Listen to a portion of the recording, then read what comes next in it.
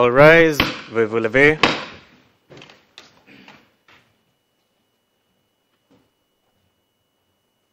The International Criminal Court is now in session. L'audience de la Cour pénale internationale est ouverte. Please be seated. Veuillez vous asseoir.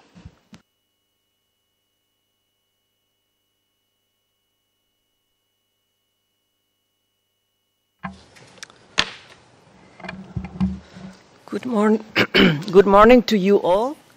Le juge, bonjour. I ask, please, the court officer to Je vais call the demander case. à Madame la greffière d'audience de Merci, bien vouloir Madame le citer juge. l'affaire. La situation en République de Côte d'Ivoire dans l'affaire le procureur contre Charles Blé Goudet. ICC 0211-0211. Nous sommes en audience publique. Je vous remercie.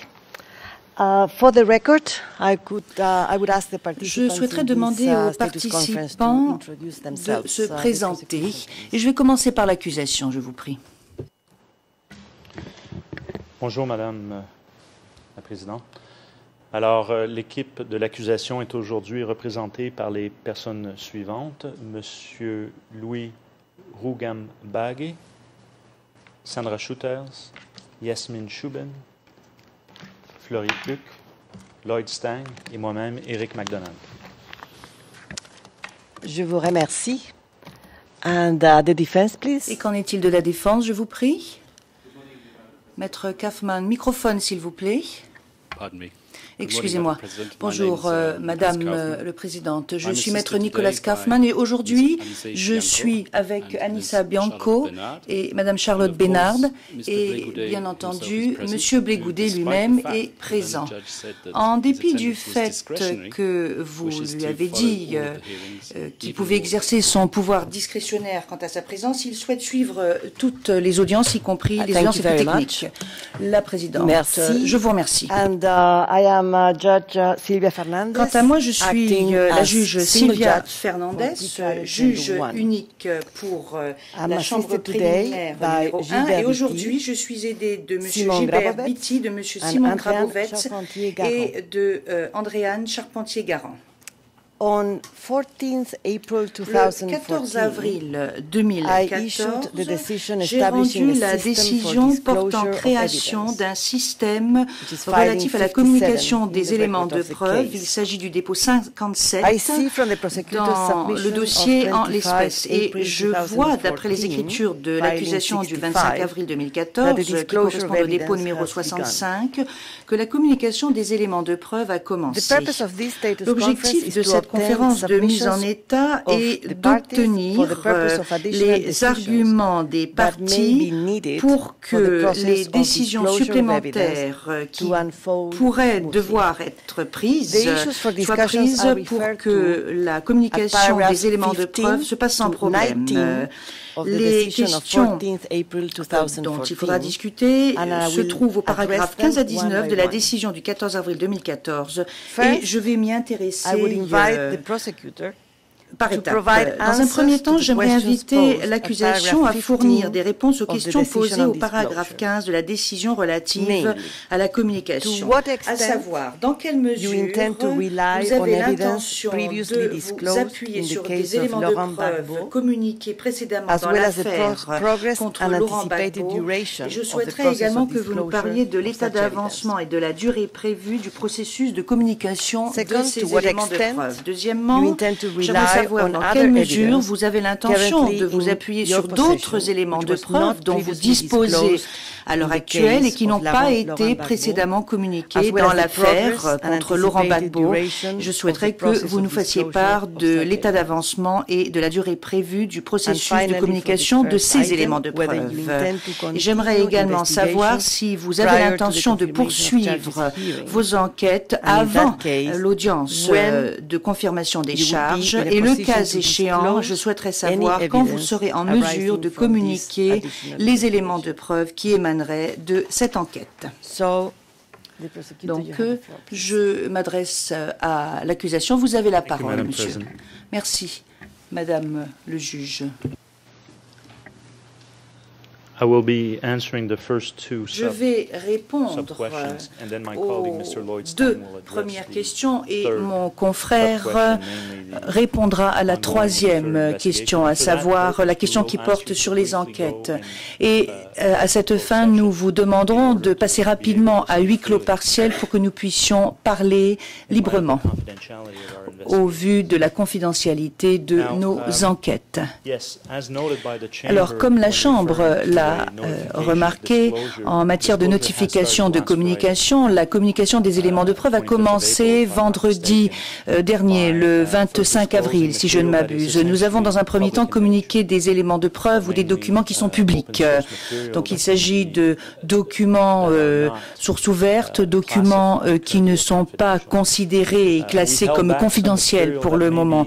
Nous n'avons pas communiqué certains documents qui étaient publics, mais qui avaient trait aux déclarations de témoins. Le but étant de fournir à la défense ou de collecter plutôt ce que nous avons pu communiquer à la défense sans pour autant que soit adopté le protocole sur la gestion des documents confidentiels. Je vais donner la parole à un de mes collègues, mais il y a eu un accord conclu avec la défense à ce sujet. Donc je pense que cela devrait faciliter la tâche de la Chambre et des parties.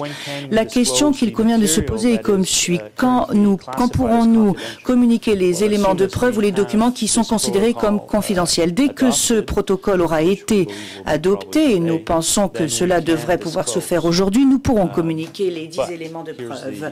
Mais et je suppose que c'est la programmation et l'échéancier qui vous intéressent. Il y a environ 4800 documents qui sont soit des documents à charge ou des documents article 77 ou des documents qui sont potentiellement à décharge qui doivent être communiqués. Cela représente un volume important de documents. Mais après avoir parlé de cela avec mes collègues, nous pensons que nous pouvons le faire comme dans le cas de l'affaire Gbagbo, et nous reconnaissons votre décision numéro 57 et nous pensons que nous pourrons certainement le faire en une semaine. Donc cela sera communiqué de la même façon. La procédure sera la même.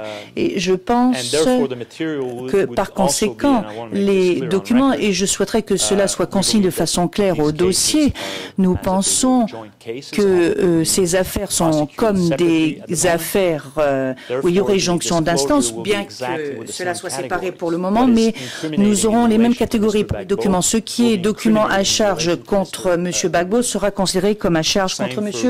Blé Goudé. Il en va de même des documents en application de l'article 77, de documents qui sont potentiellement des documents à décharge. Et pour ce qui est de votre deuxième question maintenant, alors bien entendu, lorsque le transfert a eu lieu, c'est un peu comme un cheveu qui est tombé sur la soupe.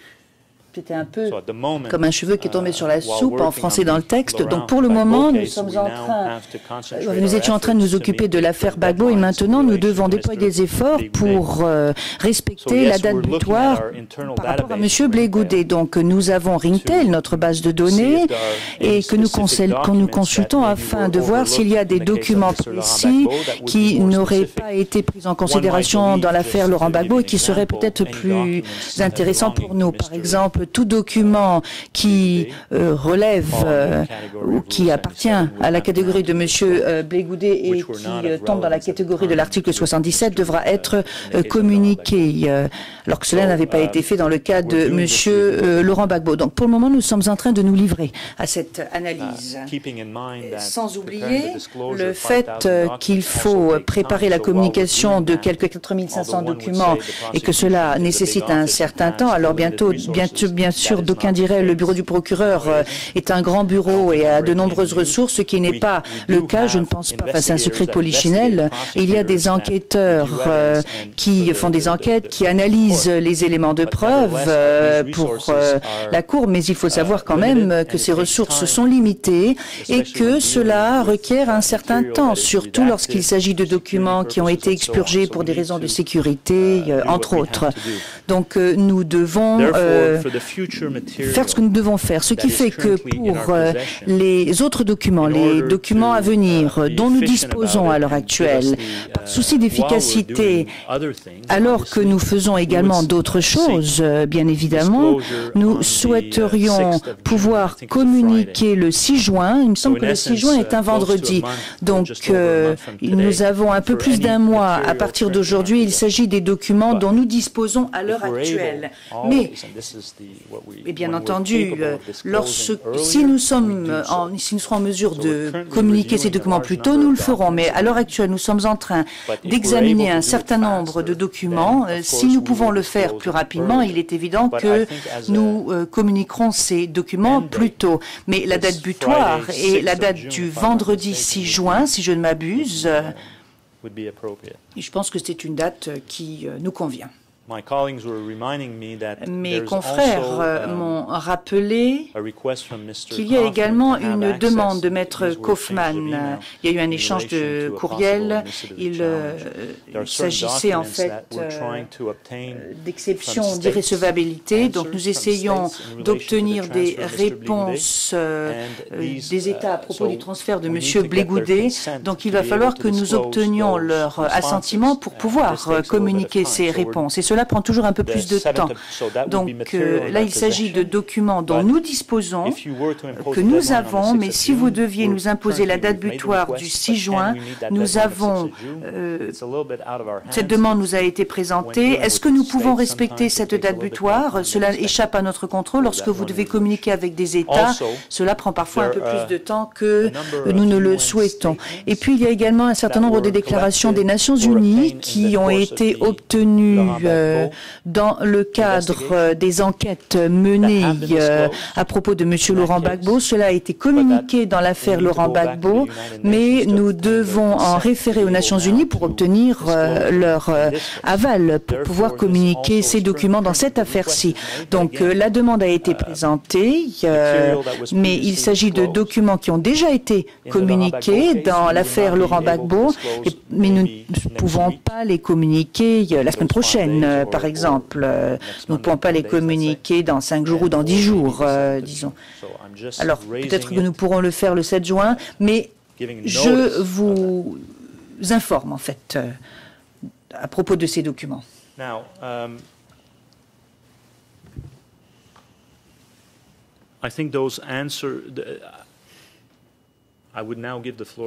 Je vais maintenant donner la parole à mon confrère, à moins que la Chambre n'ait des questions précises à me poser à propos de ces catégories de documents passés, présents et à venir. Mon collègue va maintenant intervenir. Bonjour, Madame le Président. Comme l'a dit Monsieur MacDonald, je vais demander à passer rapidement à huis clos partiel, puisque je vais aborder le thème des enquêtes de l'accusation. Il y a donc un certain niveau de confidentialité qui est tel que il est nécessaire de passer à huis clos partiel. Le juge, oui, merci beaucoup. Nous allons donc passer à huis clos partiel.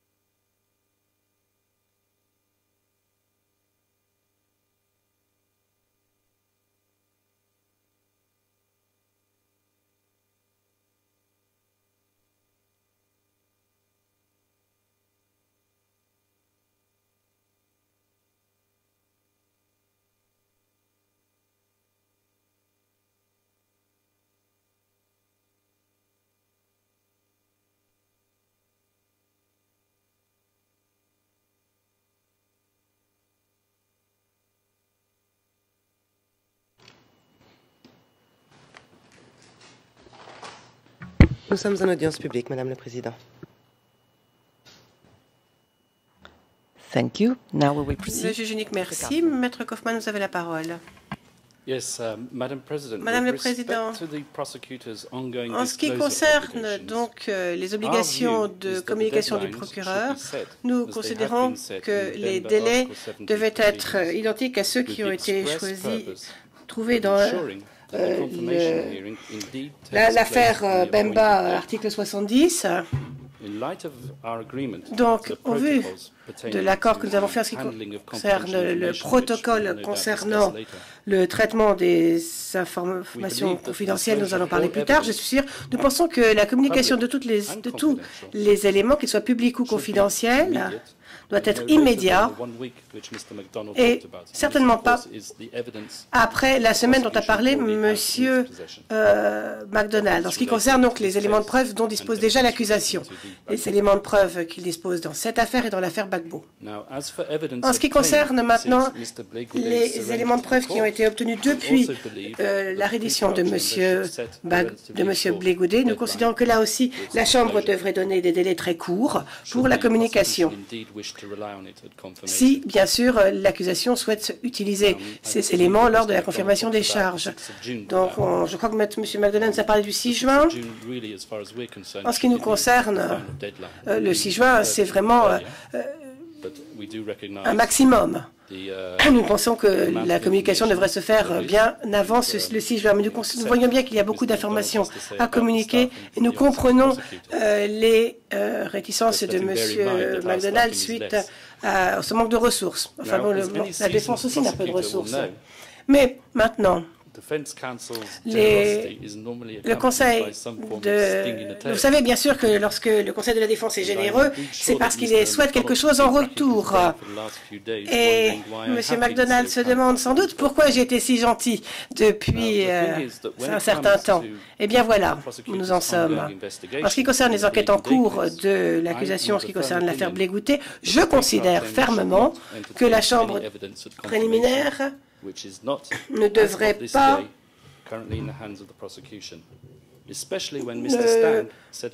pas suivre ce que dit l'accusation, surtout que M. Stein vient de nous dire d'ailleurs qu'il n'a aucune idée de la date à laquelle la communication pourra se faire.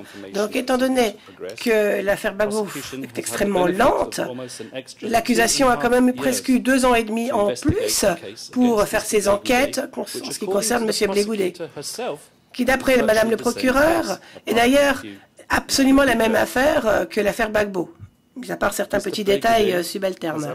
M. Blé Goudé n'a aucune intention de moisir dans la prison de Scheveningen pendant 2 ans et demi, lui.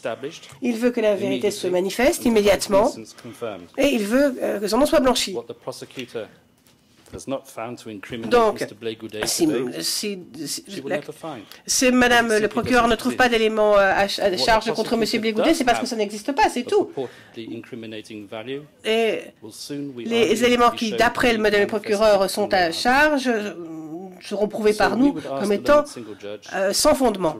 Nous demandons donc à Madame le juge unique d'éliminer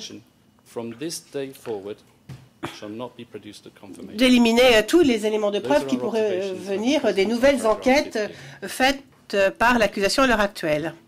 C'est tout ce que nous avions à dire sur votre question portant sur le paragraphe 15. Madame le juge unique, je vous remercie.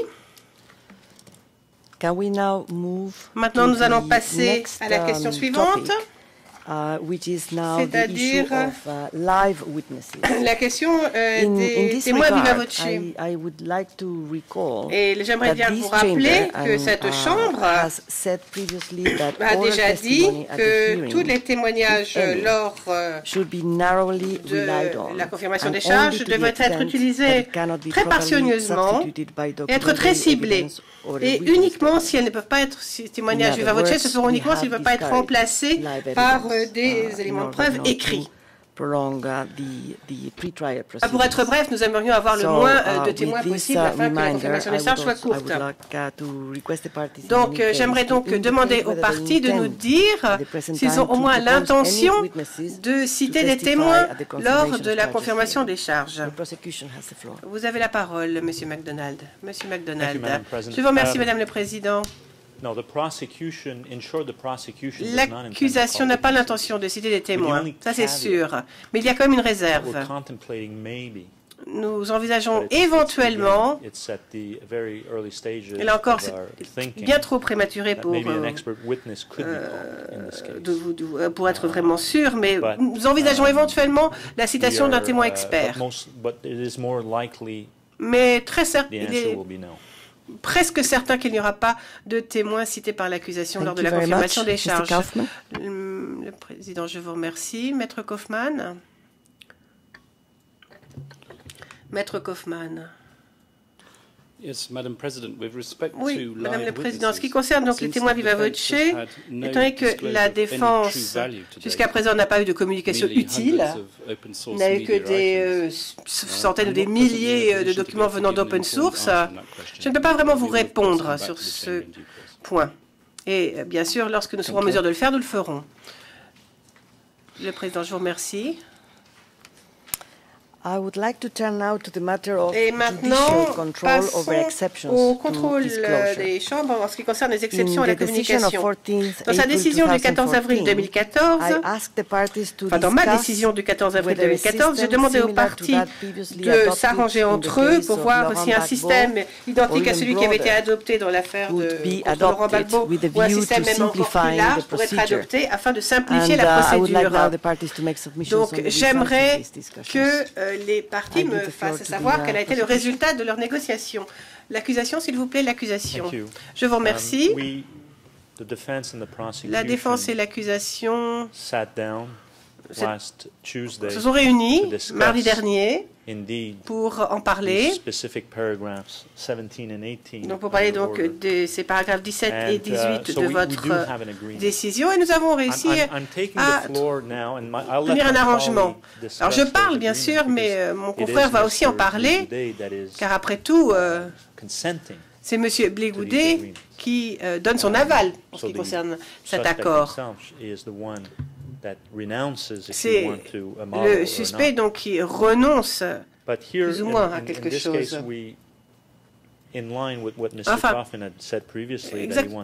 vous avez bien entendu Maître Kaufmann qui a demandé à ce que cette affaire aille le plus vite possible. Eh bien, sachez que nous aussi, nous voulons satisfaire cette date butoir du 17 juillet pour dépôt du DCC et éventuellement pour avoir une date de confirmation des charges. Mais, comme l'a dit M. Stein lors du huis clos, il y a quand même certains obstacles qui restent devant nous et nous en parlerons à la Chambre. Il y a des bonnes intentions, certes, mais d'un autre côté, il y a aussi des incertitudes. Et souvent, nous nous heurtons à des choses auxquelles nous ne nous attendions pas. Et parfois, même avec les meilleures intentions du monde, eh bien, on doit quand même redemander à la Chambre une prolongation parce qu'il y a eu des obstacles qui étaient imprévus. En ce qui concerne maintenant les expurgations, notre proposition est de suivre le régime actuel avec une petite modification en ce qui concerne les expurgations portant sur les éléments éventuellement à charge. Et je vous ai transmis d'ailleurs à vous et à M. Beattie ce qui concerne la décision 106. La décision 106 dans l'affaire Laurent Gbagbo, c'est une décision publique. C'est ce régime que nous souhaitons adopter. Je viens d'un système, tout comme Maître Kaufmann, où les expurgations sont exercées proprio motu par l'accusation. Ensuite, il y a un processus d'analyse fait par la Chambre uniquement s'il y a contestation de la partie adverse à propos de ces expurgations. Mais lorsque j'étudie votre paragraphe 15, 16 et 17 de votre décision 106, On voit bien que par le passé, si vous vous souvenez, il y avait eu une date butoir dans cette affaire. Nous savions que les éléments allaient arriver, qu'ils avaient été collectés par les enquêteurs, par un enquêteur d'ailleurs, dont le nom faisait partie des métadonnées du système de communication électronique qui devait donc être expurgé. C'est pour ça que nous avions demandé à appliquer proprio motu ces expurgations. Mais notre demande faisait office d'accord aussi en même temps pour procéder à cet exercice. Alors, je soulève cela afin de gagner du temps, d'économiser les ressources de la Chambre et les ressources des équipes. Au paragraphe 17, vous avez quand même demandé, Madame le juge, que l'accusation dépose simultanément une motivation en ce qui concerne toutes les expurgations afin que la Chambre puisse soit les confirmer, soit les infirmer. Donc, nous devions avertir la Chambre que nous avions fait des expurgations proprio motu. Alors, d'un côté, on demande la permission, on demande l'autorisation, et puis, ou bien on informe a posteriori. Enfin, c'est un peu la même chose. Je comprends bien qu'il y a un arrêt de la Chambre d'appel et que la Chambre, bien sûr, a cet arrêt en tête. Mais je vais essayer de vous rassurer. Il faut reprendre cette décision dans son contexte, cet arrêt dans son contexte. La Chambre a toujours... enfin, la Chambre sera toujours capable, en mesure de surveiller le processus. Donc nous, voici ce que nous ferions. Nous faisons nos expurgations proprio motu à la défense. Et si la défense n'est pas contente avec ces expurgations, si tout d'un coup elle les trouve superflues, elle se retourne vers la Chambre. Et nous verrons quelle est la décision de la Chambre. Donc s'il y a des accords, la défense peut informer la Chambre, informer l'accusation, et ensuite l'accusation peut justifier et motiver ces expurgations qui sont contestées. Ainsi, vous êtes toujours en charge, vous pouvez toujours surveiller le processus. Donc je trouve que l'arrêt de la Chambre d'appel, après contestation, il faut que la Chambre puisse continuer à surveiller le processus. Il faut garder l'esprit en fait de cet arrêt en tête. Donc, nous avons un procureur quand même qui sait ce qu'il fait, qui a travaillé ici, qui a travaillé depuis longtemps. Il faut faire confiance au procureur, au soutien du procureur, et lui faire confiance. Il sait pourquoi il fait ces expurgations. Et dans cette affaire, d'ailleurs, dans cette affaire Blé-Goûté, enfin, quelles sont nos expurgations du côté de l'accusation? C'est le nom des enquêteurs, puisque nos enquêtes sont en cours, l'emplacement où se font les entretiens, le jour des entretiens, les dates des entretiens, les noms de différentes pistes que nous pourrions avoir. C'est tout ce que nous souhaitons expurger au titre de la règle 182. En titre de la règle 184, là nous expurgeons le nom de famille des tiers innocents qui ne risquent rien et qui sont parfois nommés au passage parce qu'ils étaient dans le coin, parce qu'ils font partie d'un récit d'un témoin. Et ça, nous expurgeons. Nous expurgeons. Bon, enfin, donc, de toute façon, si la Chambre le demande, ou s'il y a une demande qui émane d'une des parties, la Chambre peut toujours surveiller ces expurgations. Et je pense que cette organisation peut très bien fonctionner comme ceci. Ça gagnera du temps, ça fera gagner du temps à tout le monde, aux chambres, à l'accusation, et cela permet aussi que la communication soit plus rapide. Vous allez concevoir un échéancier. Eh bien, normalement, d'après votre échéancier, nous devons déposer le 18 juillet notre document notifiant les charges. Alors, si nous demandons des autorisations d'expurgation afin de faire des expurgations, alors que nous avons si peu de temps avant de faire avant de déposer notre DNC,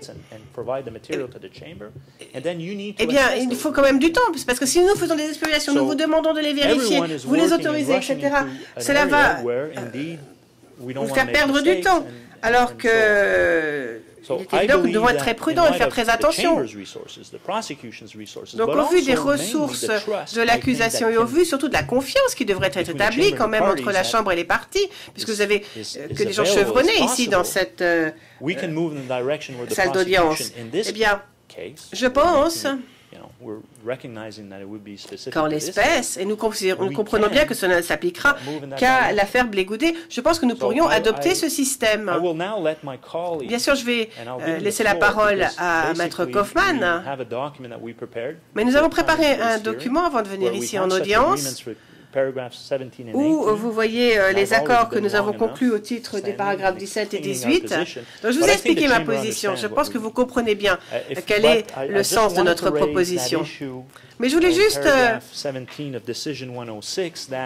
dans la décision 106, paragraphe 17, si vous demandiez vraiment à ce que nous suivions un modèle aussi strict, sachez, je serai très franc, il se peut que la communication soit rapide en ce qui concerne la défense, mais l'accusation devrait quand même déposer, motiver toutes ces expurgations. Il y a bien sûr des motifs pour les expurgations, et il est évident qu'il y en a.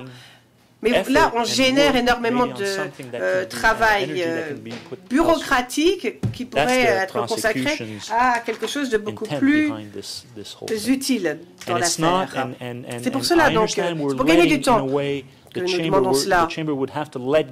Il est évident que là, la Chambre va se dégager de quelques-unes de ses responsabilités, mais toujours sous l'œil très scrutateur, l'œil averti des deux parties qui sont quand même des juristes chevronnés.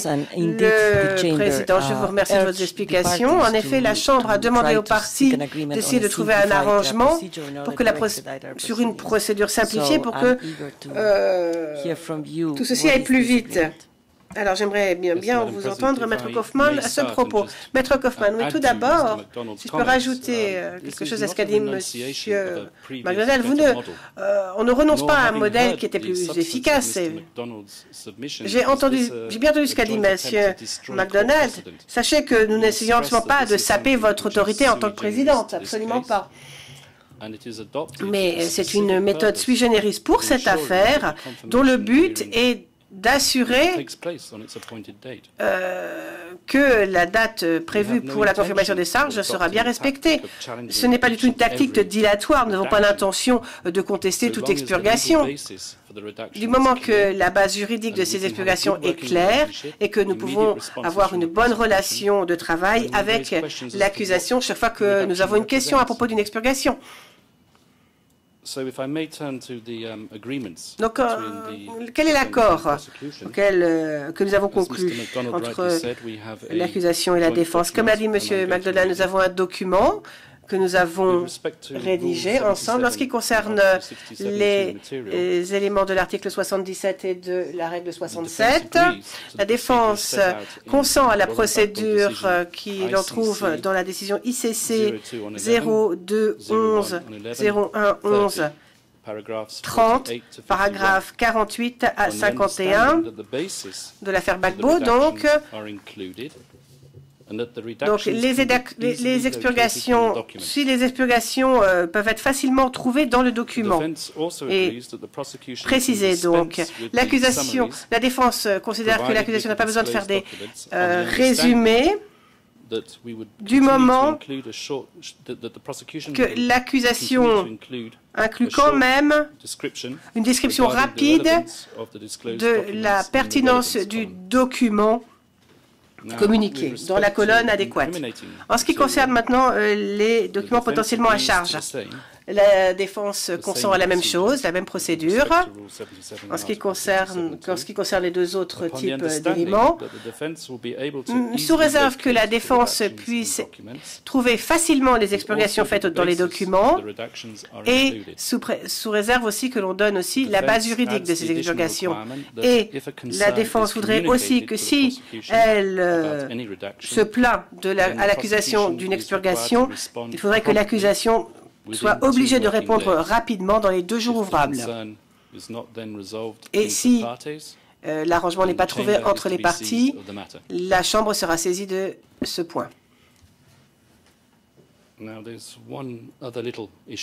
Encore un point concernant les déclarations qui ont été recueillies après le 3 juin 2013. Donc, ça, c'est une demande spéciale de ma part. L'accusation consent à donner les numéros ERN des documents obtenus en vertu de l'article 55 après le 3 juin 2013. Donc, voilà tout ce que j'avais à dire en ce qui concerne votre demande concernant le paragraphe 17. Le Président, je vous remercie. Donc, j'imagine que ces documents seront déposés aussi auprès de la Chambre, j'imagine. Ce document, cet accord, Monsieur McDonald, tout à fait, cet accord sera déposé rapidement. Mais j'avais oublié de dire une chose à propos des expurgations sur les documents potentiellement à charge. Comme la Chambre l'a sans doute remarqué, lorsqu'on communique des documents, on écrit un rapport et dans ce rapport, on donne... Enfin, on avertit des expurgations qui ont été éventuellement faites aux documents soit PIXO, soit 77. Donc la Chambre est au courant. Et c'est la même chose pour les documents à charge d'ailleurs. Il est vrai qu'on met juste une phrase en disant que le document a été déposé avec les explications autorisées, rien d'autre. Mais afin que la Chambre puisse être bien avertie, nous indiquons quand même que l'accusation a proprio motu fait des expurgations aux documents à charge communiqués à la défense et en indiquant les catégories d'expurgation d'ailleurs. Donc la Chambre est toujours au courant. Et vous obtenez la liste d'ailleurs dans une annexe confidentielle de tous les éléments qui ont été communiqués. Et si vous voulez absolument surveiller ce processus, pour nous demander par exemple pourquoi vous faites cette expurgation ici dans ce document sur cette information, eh bien sachez que la Chambre est au courant de toute façon et peut très bien poser la question à l'accusation. Ainsi, la Chambre restera aux manettes, si je puis dire. Je tenais donc à vous le faire savoir. Thank you very much. Monsieur Junique, je vous remercie. C'est une bonne chose que vous ayez pu vous réunir et trouver une solution et trouver un arrangement entre vous pour avoir une procédure simplifiée. Mais nous voulons bien sûr avoir le document, surtout que nous n'avons pas de transcription en temps réel à l'heure actuelle. Donc nous voulons avoir ce document pour pouvoir le lire. Cela dit, cela semble être une très bonne nouvelle. Bien sûr, ce système, cette procédure simplifiée ne peut marcher que si vous êtes en communication permanente entre vous, au cas où il y aurait des contestations. Parce que si le système n'est simplifié que si la Chambre n'a pas à intervenir toutes les 5 minutes. Donc je compte sur vous pour que ce dialogue soit efficace entre vous. Donc dans le document que vous avez lu, vous avez soulevé un autre problème qui avait été abordé dans mon ordre du jour. Demander aux parties si la communication des éléments de preuve devrait être accompagnée de documents supplémentaires ou d'explications. Et j'aimerais savoir si vous avez réussi à obtenir un accord entre vous. Vous en avez vaguement parlé, je crois, mais avez-vous autre chose à rajouter? Maître Kaufmann, tout à fait. Nous avons donc conclu un accord en ce qui concerne ce point. Je tiens à dire que j'aime beaucoup le tableau d'analyse en profondeur. J'ai vu que ça fonctionne dans l'affaire de Bemba, article 70. Ici, en ce qui concerne l'affaire Côte d'Ivoire, fort heureusement, le tableau est un peu différent. Non, c'est le tableau sur tableau basé sur les éléments, Element-Based Chart. Donc là, l'accusation continuera à fournir ce tableau avec chaque fois qu'il y aura communication, et la défense veut bien que l'on laisse tomber l'une des colonnes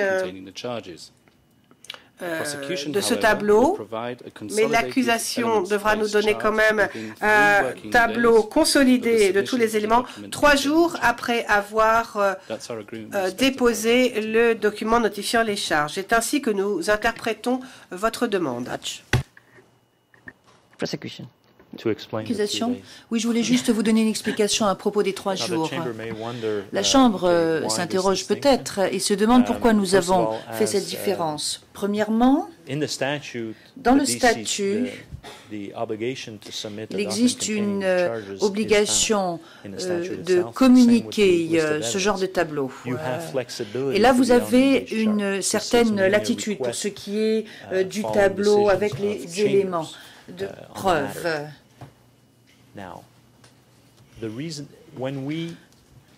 Alors, lorsque, et vous l'aurez peut-être remarqué, lorsque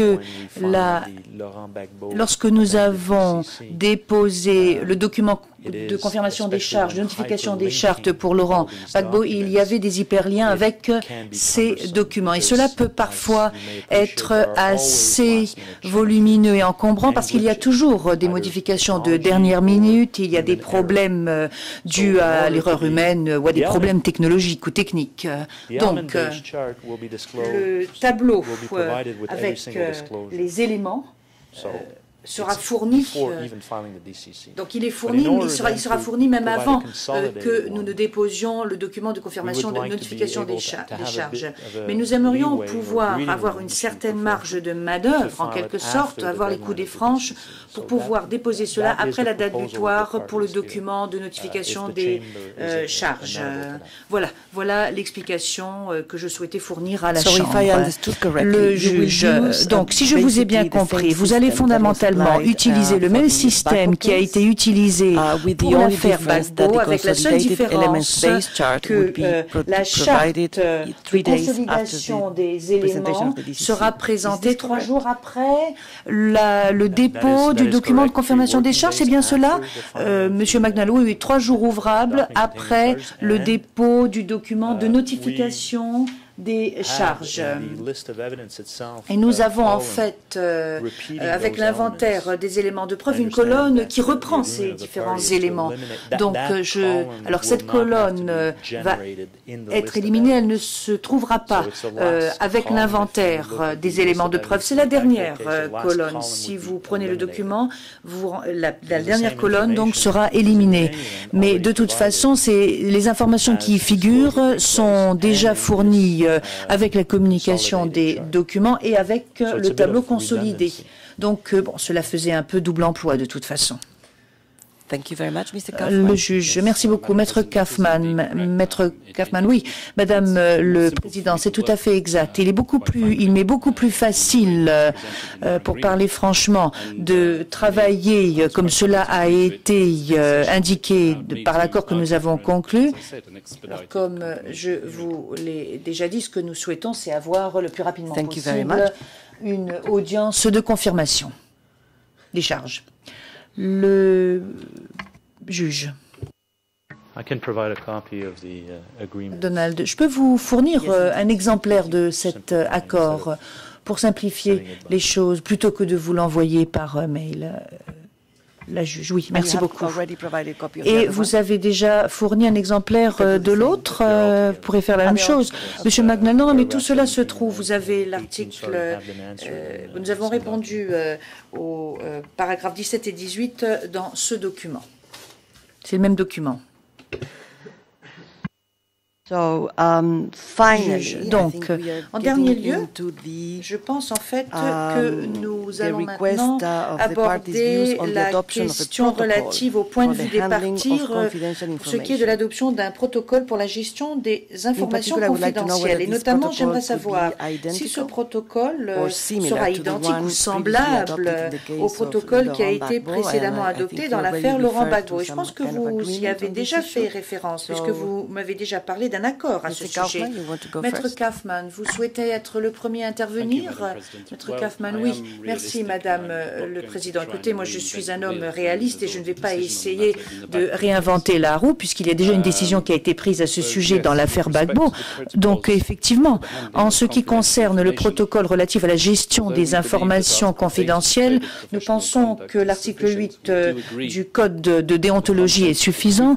Nous sommes d'accord pour dire que le contenu des deux protocoles qui figurent dans l'annexe 02/11-02 et -09 et qui était un document donc de l'affaire Gbagbo et un document qui sera utilisé. La Présidente, je vous remercie. Monsieur McDonald, non, je n'ai rien d'autre à ajouter. Je vous dirais que l'accord que je viens de déposer est un accord à propos duquel Maître Kaufmann a peut-être modifié certains termes ici et là. Il y a peut-être des coquilles ici et là. Mais fondamentalement, ce que je viens de déposer devrait peut-être pouvoir être accepté comme une synthèse des accords conclus avec Maître Kaufmann. Et cela sera déposé dans le dossier Maître Kaufmann. Oui, c'est exact. J'ai essayé de corriger les erreurs grammaticales à la lecture du document. La Présidente, la juge. Merci beaucoup. Donc, si je puis me permettre de résumer, fondamentalement, vous avez conclu un accord à propos de toutes les questions que vous avez abordées, la question de la communication, la question du tableau qui contient les éléments, la question relative au protocole sur la gestion des informations confidentielles. Et je pense que ainsi, nous avons épuisé la liste des questions qui figuraient dans notre décision du 14 avril. Je pense donc que je vais maintenant vous demander si vous avez d'autres questions à soulever pour le moment, d'autres questions relatives aux questions de communication. Monsieur McDonald, non, l'accusation n'a rien à ajouter pour le moment. Rien, à moins que je n'ai oublié quelque chose, mais je pense que nous avons répondu à toutes les questions. La juge, merci beaucoup, Maître Kaufmann. Merci, Madame la Présidente. Il y a une toute petite dernière chose qui, évidemment, a trait à notre souhait d'avoir une procédure rapide. Il s'agit de la demande que nous avons déposée en matière de coopération avec les États. Nous pensons que cela pourrait véritablement retarder la procédure. Je dois vous dire que lorsque cette demande a été déposée, elle était à nouveau le fruit d'un accord et d'une négociation, d'une coopération avec le procureur. Alors, je sais quelle est la décision numéro 63 prise par le juge unique et cela a obligé la défense à poursuivre la chose devant des tribunaux en Côte d'Ivoire. Donc, une demande a été déposée auprès du tribunal de première instance d'Abidjan et nous attendons toujours la décision. Alors, bien entendu, si nous devons prendre pour exemple le comportement passé, je dois vous dire que je suis assez sceptique et je ne sais pas, et je ne pense pas que nous allons recevoir cette décision dans un avenir proche. Néanmoins, au vu du fait que je suis bien disposé aujourd'hui, je suis tout à fait disposé à donner le bénéfice du doute aux autorités nationales et j'espère qu'à la suite de cette audience, j'espère que cette audience va déclencher une réaction qui nous permettrait de régler assez rapidement le problème. La Présidente, je vous remercie et nous verrons bien comment va évoluer cette réponse. Et ensuite, nous ferons le point. Donc, j'aimerais savoir si vous avez d'autres questions à soulever. Si vous n'avez pas d'autres questions à soulever, je pense que nous sommes parvenus à la fin de notre conférence de mise en état. Je souhaiterais remercier les parties, les interprètes et toutes les personnes présentes dans le prétoire. J'aimerais les remercier de leur aide et je déclare cette conférence de mise en état terminée.